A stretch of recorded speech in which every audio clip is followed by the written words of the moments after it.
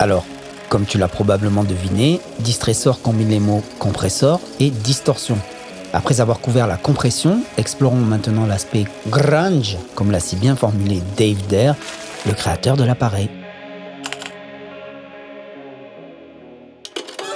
Avant de commencer ce chapitre, si les mots fréquence, fondamentale, harmonique et distorsion sonnent vides de sens à tes oreilles, tu peux regarder les épisodes 1 et 3 qui vont t'aider à comprendre rapidement de quoi ils retournent.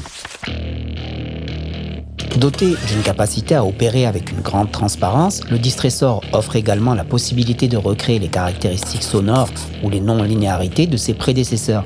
Cette coloration du son est ajoutée par la production de distorsions harmoniques dans des proportions variables. Voyons cela plus en détail.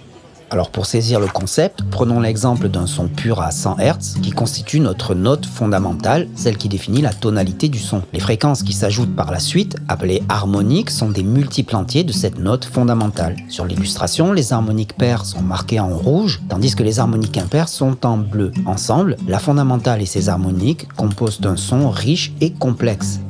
Les harmoniques de second et quatrième ordre en particulier doublent en fréquence à chaque étape. L'harmonique de second ordre est 2 fois la fréquence de la fondamentale et la quatrième harmonique est le double de la deuxième harmonique. Un doublement de fréquence correspond à un intervalle d'1 octave. L'introduction d'harmoniques paires aura donc pour effet d'enrichir subtilement le timbre en lui apportant une rondeur et une chaleur caractéristiques. À l'opposé, les harmoniques impaires tentent à produire un son plus creux qui confère au timbre une résonance métallique distincte. On trouve ces harmoniques dans les signaux carrés et elles constituent un aspect typique du phénomène d'écrêtage. La distorsion harmonique engendrée par les lampes est caractérisée par une prédominance des harmoniques paires, en particulier les deuxième et quatrième ordres. C'est cette particularité qui explique le fait qu'elle soit souvent associée à un son très musical. En revanche, les transistors et les bandes magnétiques tentent à générer une distorsion dominée par les harmoniques de troisième ordre.